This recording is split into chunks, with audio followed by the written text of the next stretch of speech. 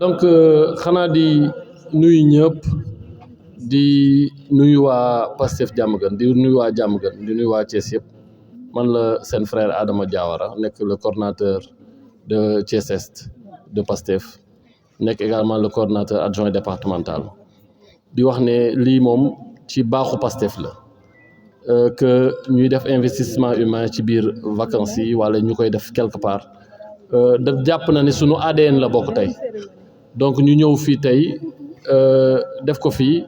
au moment où waa Thiès Nord ñi ngi def reboisement au niveau de Nguent au moment où démb Cité Lamy on a fait des activités yu nga xam ne d'ordre pédagogique mais également ñu xam ne dañ doon def cours de vacances loolu day wane nag le parti est en train de vivre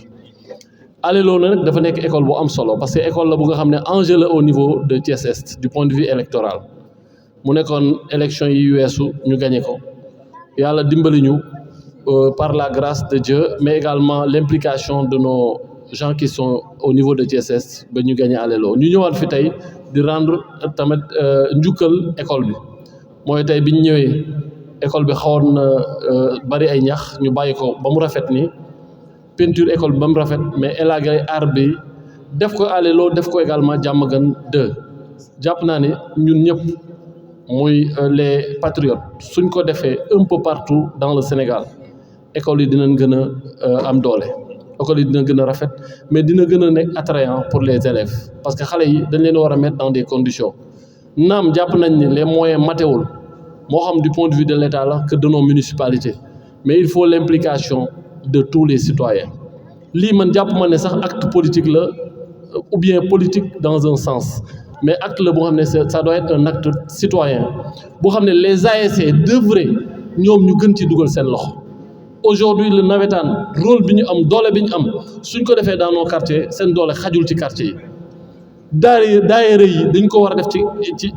école yi dañ ko war a def ci poste de santé yi mais également mbootaayu jigéen ñi parce que seeni doom ñoo fay jàng seeni sët ñoo fay jàng man en tant que parti politique damay woo également les mouvements et les partis politiques à suppléer nos maires et à suppléer l'État du Sénégal pour que liggéey bi mën a mate fépp suñ ko defee ci école yi def ko dans tous les lieux publics def ko ci yoon yi dañuy am dëkk bu rafet doomu réew nag mooy tabax réew bari na lu nga xam ne dañuy toog di ci xaar état peut-être état amul moyens yooyu wala dafa am yeneen i priorité bari na lu nga xam ne dañuy xaar municipalité nos municipalités xam nañ ne seen doole mënul mate lépp mais ce qu'il faut mooy que citoyens yi dugal ci seen loxo et bokk na ci parti politique li nga xam ne moom mooy rôle am c'est pas simplement d'aller vers des élections bokk na ci mooy ñu dundal la vie citoyenne mais également ñu dundal li nga xam ne moom mooy la formation lii dafa bokk ci formation xale yu ndaw yi toog fii ñu ngi jëmbat ci ñoom lu nga xam ne ëllëg dafay def tilt dans leur tête ëllëg lu ñu bëgg a changer ci ñii lañ koy changer et le changement c'est par la pédagogie amener les enfants ñu liggéey pour la communauté loo xam ne doo ci xaar dara loolu daal laa xam ne Pastef yëpp wax ji jaru ko dans les réseaux sociaux il faut descendre sur le terrain faire des actes pour les populations impliquer les populations dans ce que nous faisons mais également préserver ce cadre de vie là ce cadre de vie waa Diamaguène nag ñoo ko mën a préserver seen bopp ñun li ñu mën mooy déplacer wu ñu defar ko mais fexe ba waa Diamaguène ñëw préserver ko seen bopp jàppale école bi ëllëg tey bu ñu bëggoon pavé école bi dina yomb lool bu ci ñëpp dugaloon seen loxo bu ko municipalité bëggoon mën na sax bañ a fay ay nit mais waa Diamaguène suñu génnee ñu defar ko ASC bu génnee ñu defar ko daayira yi buñ génnee ñu defar ko buñ ko defaree kan lañ ko defar suñu bopp lañ ko defaral loolu mooy li nga xam ne dañ ci woo ñëpp bañ a bàyyi rek ba élection ñëw ku nekk génn di wax na woteel ma wàll def na mais su ñëpp impliqué woo je pense que li ñu bëgg mën nañ ko def donc encore une fois on remercie l'ensemble des patriotes de Thiès l'ensemble des patriotes de Thiès Est mais surtout les patriotes de Diamaguène. On voit que vous n'avez pas essayé de voir telle cellule ou bien telle cellule. C'est tout Diamaguène qui est sorti. Toutes les cellules de Diamaguène sont sorties et vous avez fait une activité. Mon activité boo xam ne dafa am envergure même nationale. Parce que lii jàpp leen ne dana nekk un exemple qu'on montrera partout dans le Sénégal.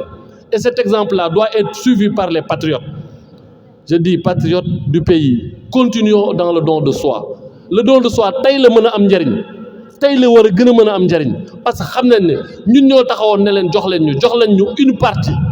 li ñu bëgg ñu jox ñu ko ñu changer réew mi il faut que ñu continuer dans ce don de soi là ñëpp génn bu ñu génnee réew mi dina changer ñu tàllal loxo ñeneen ñi patriotes yi nga xam ne ñoo ngi nekk ci yeneen i mouvement ak yeneen ñu tàllal leen loxo mais ñoom it ñu def comme ñun les autres partis politiques également il faudrait qu'on concurrence sur cela ay dons de sang ay campagne médicale mais également des investissements humains dans les secteurs yi nga xam ne ñun ñoo ko bokkandoo donc loolu mooy loo xam ne ñun ñëpp war nañ ci joxe loxo di woo nag tous les Thiessois di woo l'ensemble des patriotes di woo ñi dëkk Thiès yëpp ak aux alentours ne dañuy dem vers benn campagne médicale bu am solo bu nga xam ne kii spécialité yëpp la ñuy jël en charge c'est le 25 octobre bii di ñëw moo xam ci wàllu bët la moo xam ci jigéen ñi la mais partout dans tout le département dañ ci woo ñëpp c'est un appel qu'on lance à l'ensemble des patriotes ñu bàyyi wax ji ci biir réseaux sociaux yi wax ji ci biir groupe yi ñëw sur le terrain ñi dàq wax kenn du leen gis sur le terrain pour critiquer le président wala critiquer keneen ak keneen il faut que tu sois sur le terrain pour qu'on te l'accepte on doit être sur le terrain continuer à lu battre comme ni ñu ko doon defee loolu moo ñuy permettre réew mi lu ñuy changer ñu dugal ci suñu loxo donc ñu ngi woote ci journée boobu on appelle tout le monde on doit faire bloc on doit continuer à massifier on doit être comme un seul corps loo ci laal mu metti l'heure est à la mobilisation l'heure est à man su ma toogee lenn rek moo may def njàqare mooy jàkkaarloog ay nit yoo xam ne digoon naa leen lenn ne leen changement dina am ma gis ne loolu mi ngi yéexee bu ñu sañoon tey lañ koy changer mais Ndar kenn construire ko ci benn jour liggéey boobu pas à pas lay doon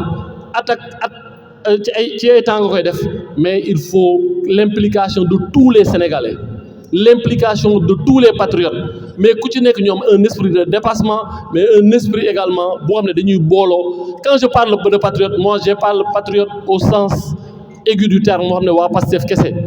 j'appelle l'ensemble des patriotes de ce pays dans un esprit inclusif réew mi ñun waa Sénégal ñoo ko mën a defar képp koo xam ne jàpp nga ne président Ousmane Sonko ak président Diomaye li ñuy wax gis nga ni fañ jëm ne ngi du ñoo dugal ci sa loxo man foofu laay waxee parce que loolu mooy permettre am réew ñu tabax ko et il faut l'adhésion de tous les Sénégalais li muy def li ñu bëgg a def suñ ko bëggee def bitim réew dinañu jéem a galgal ci biir réew mi dinañu am ñu jéem a galgal mais il nous faut un esprit de dépassement un esprit de sacrifice ku nekk sacrifier sa bopp loolu mooy li nga xam ne bëggoon naa ko wax à partir de Diamaguène di lancer un appel encore une fois que tout le monde se mobilise jour boobu ku ci nekk sa quartier am na ko fa feebar muy mag muy jigéen muy xale ñu fexe ñooñu ñu détecter leen te loxoom jotul ginnaawam ñu mën leen fexe indi ci journée boobu que ça soit une grande réussite. Toutes les 3 communes de Thiès, on leur demande de se mobiliser. Les communes du département, on leur demande également de se mobiliser pour que cette journée, mu nekk journée boo xam ne musu fi am et je sais que on va réussir cette journée incha allah jërëjëf yéen ñëpp ba salaam.